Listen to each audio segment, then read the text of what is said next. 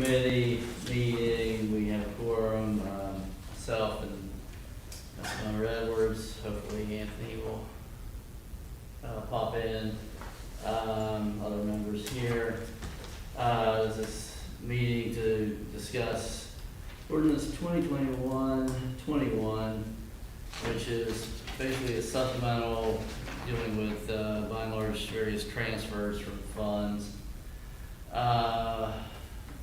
Megan, if you want to go ahead and do an overview, you start with the 40,000 to the administration. Okay, yes.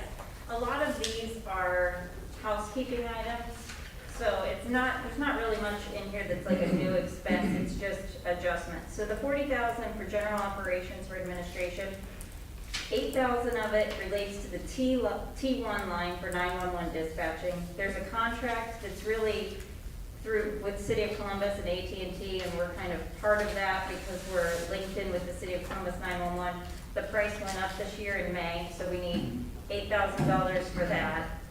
And then we need 32,000 for water cost increase. That relates to Grandview Yard irrigation that came in. We weren't quite sure where it was going to come in, so we guessed. We were a little low.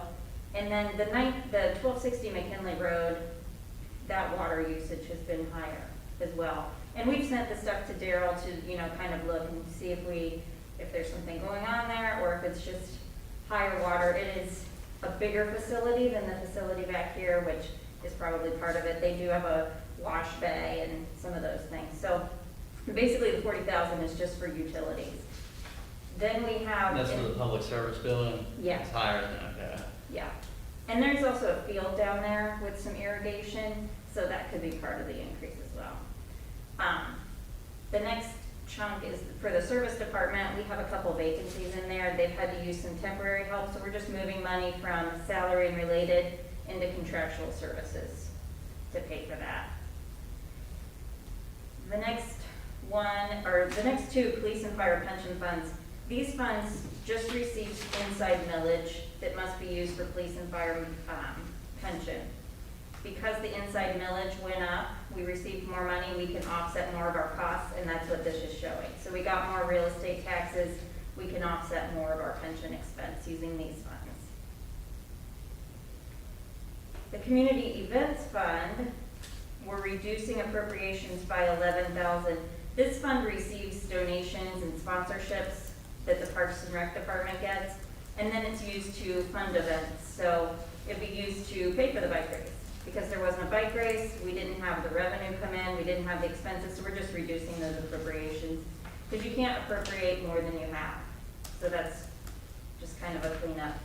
The next one is the Safe Routes to School. And this is a request to transfer money from the Safe Routes to School fund to the general fund. So the Safe Routes to School fund was established to track the activity of a federal grant for a specific project.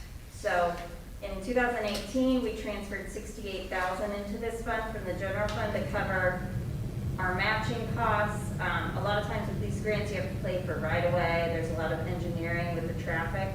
So we transferred that money in. We didn't need it all, and we're just moving it back.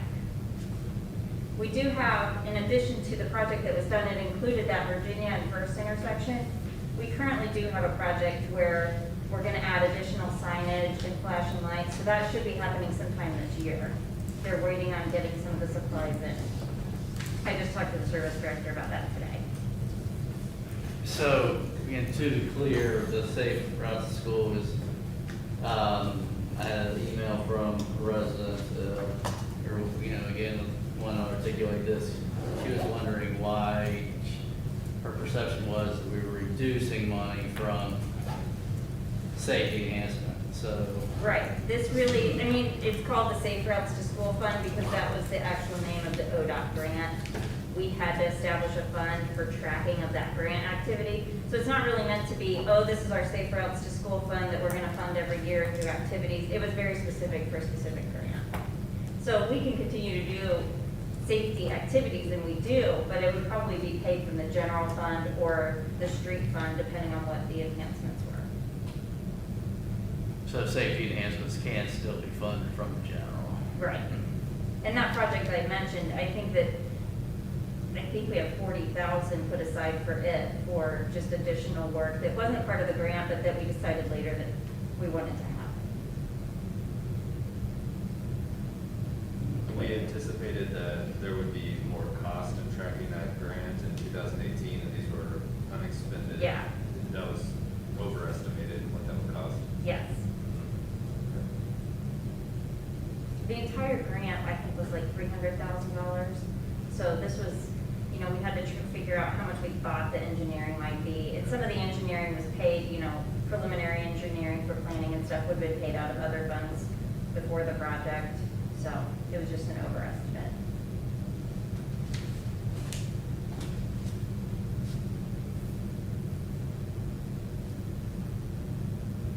And I think the last was the increase in appropriation for the parking. The next big one is for the Grandview Yard Parking Fund. This is one where it's part of an agreement, the maintenance agreement for the Grandview Yard development. We have the parking meters down there, and we take that revenue in, it all goes into one fund, and then it's used to pay for the parking management contract, and it could be used then for the maintenance and management down at Grandview Yard. So the higher the revenue, the more expense so the revenue has come in higher this year, so we just want to bump up that expense a little bit to allow us to distribute the funds. And then the last one, there is a tiny amount for the Parks and Rec Improvement Fund for property tax settlement fees, $800.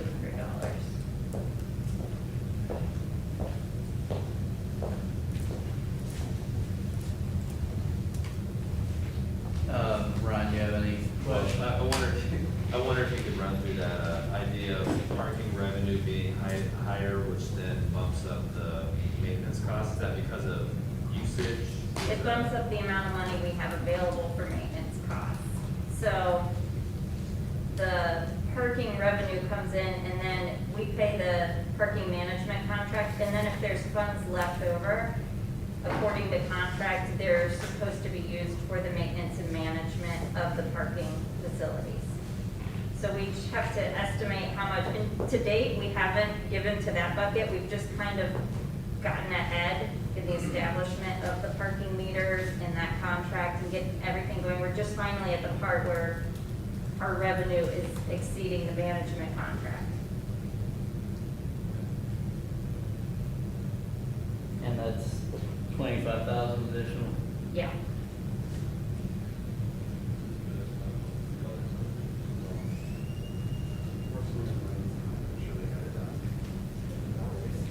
Okay, again, Yeah, sure. I don't have any issues with this. Again, I just wanted to make sure it was articulated that we were not actually reducing spending to make, for safety around the schools.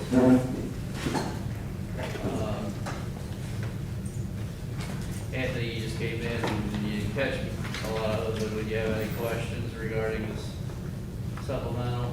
Nope. Okay. Well, if not, May I ask a question as a non-committee member? yeah, non-members, go ahead. Could you say a little bit more about the water costs and, so the Grandview Yard irrigation, just jog my memory, why that is our city cost there? It is also part of that wonderful maintenance and management agreement. Okay. It Okay. says that the city has to cover the utility costs.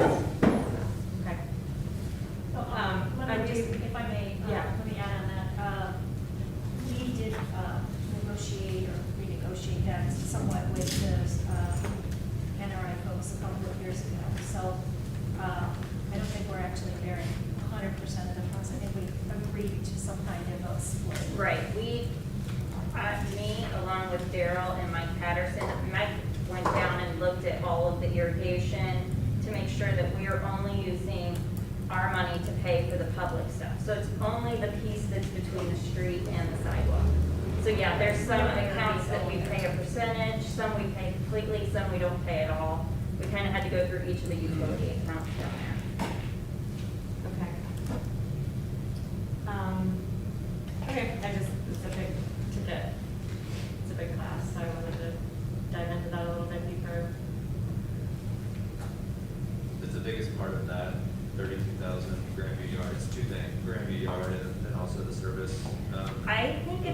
pretty 50-50. Just general water costs, including McKinley Road is the biggest user or overuser at this point. And then I believe the Grandview Yard irrigation was like 16, or we're projecting to be 16,000 more, so it really is pretty split. And that would be over what period of time, again? This I'm would sorry, be Director. for this year. Okay. So these are additional funds needed for this year. Okay.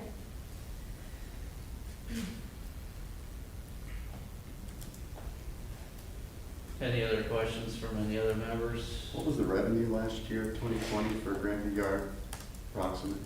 For revenue, Yeah, income taxes and property taxes. I mean, the income taxes were between 8 and 9 million. Thank you. Hotel taxes, 300,000. Pilots, 14 million. Thank you.